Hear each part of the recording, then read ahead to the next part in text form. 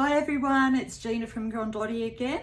Back with our second lesson in our basics. Today I'll just recap on what we learnt last tutorial, and I am going to go through doing an exercise that will help you to get your dots pretty much all the same, and also to get your lines of dots in a consecutive pattern. So stay with me and get ready and we'll learn a little bit more.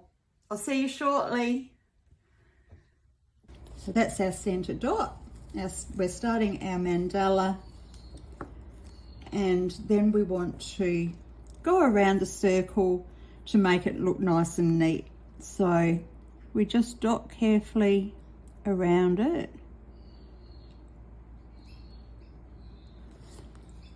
Trying to keep them evenly spaced and the same distance all around from the center dot.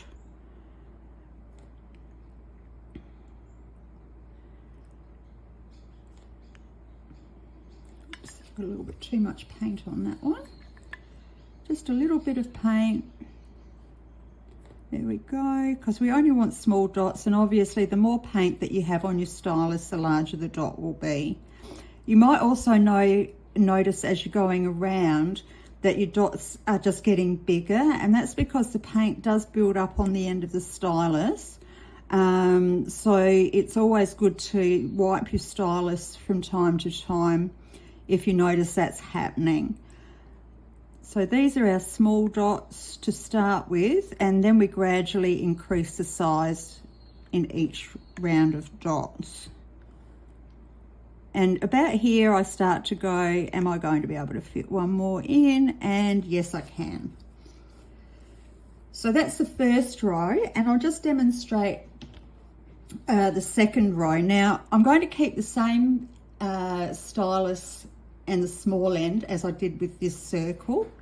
So we're just going to put a little bit of paint on and dot in that space between the two dots from the previous row. Sorry, I'm just wiping my hands. So a little bit of paint on your stylus and in that empty space there. And the difference between this and walking the dots, of course, is we're reloading the stylus with paint.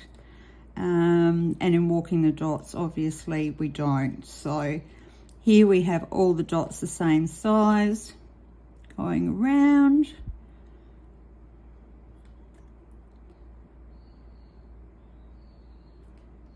And what I like to do before I do the dots, the small micro dots, I like to let the paint dry a little bit, just in case I happen to touch one of the existing dots and it doesn't all run into each other, because it can be a bit disastrous. So it's better not to have to take dots off and start again.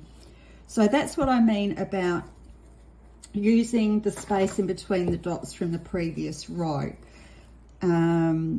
And then the next row would be in that space there.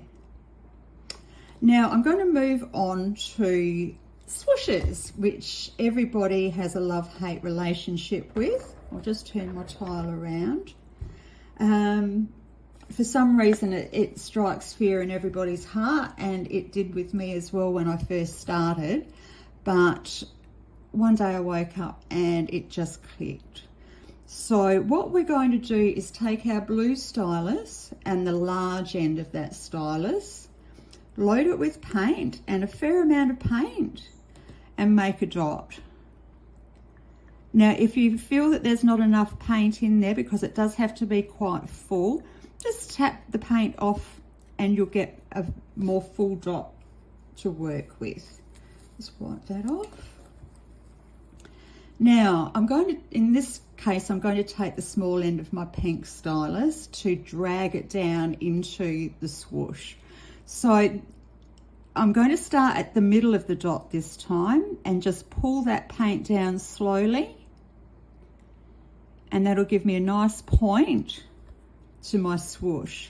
Now this shape here can stay like that, but what I'll do is just even it out a little bit by touching the stylus on that edge and pulling it towards the center. It's a little bit like coloring in, and there you have it. You've got a swoosh.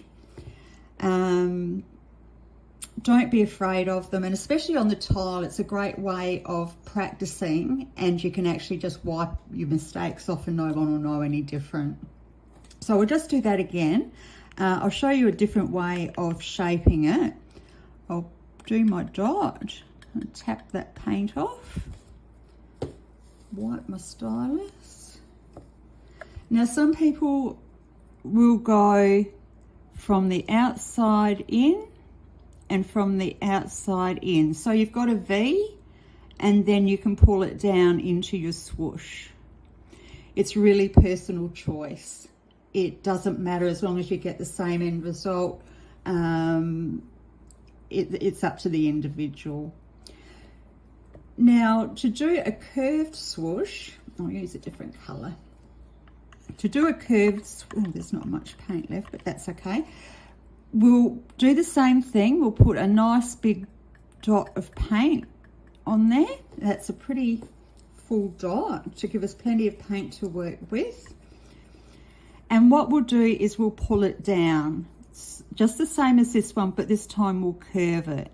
So I'll go from the middle of the dot and curve it around as I pull it. And the same thing to shape it, just go from the side and shape.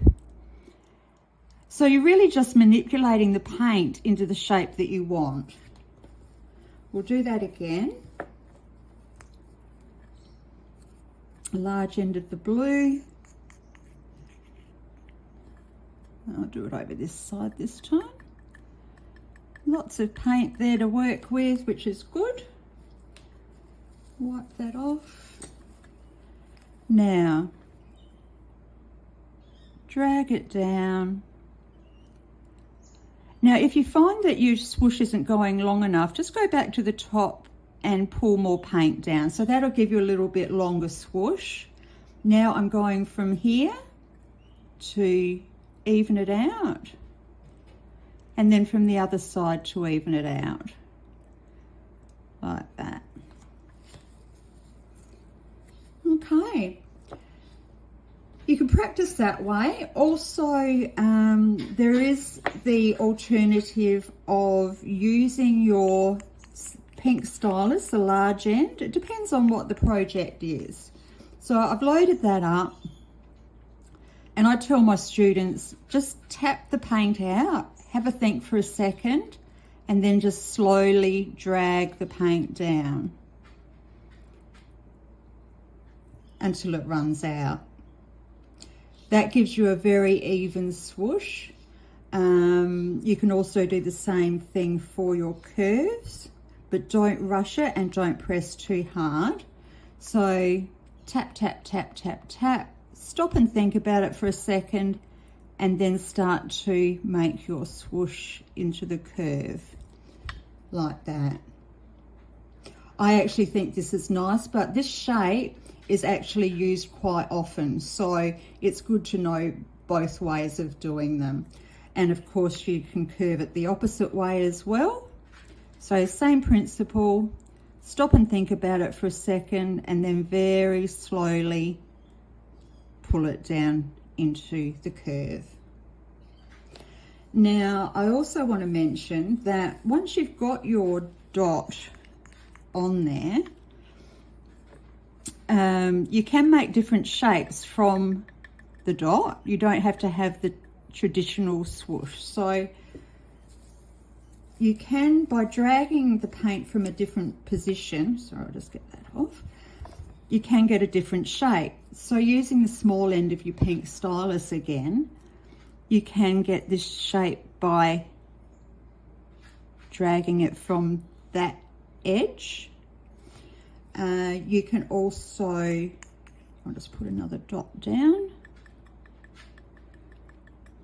tap that paint off, clean my stylus a little bit. And you can also drag it from the edge of the dot like that, and you get that shape. So it just depends where in the dot that you drag the paint from as to what shape you get. And for different patterns, you might want something like that. So look, I think we'll keep it at that for today. Practice your consecutive dots and the spacing in between the dots with your micro dots in between, and also the starting dot with the dots around it.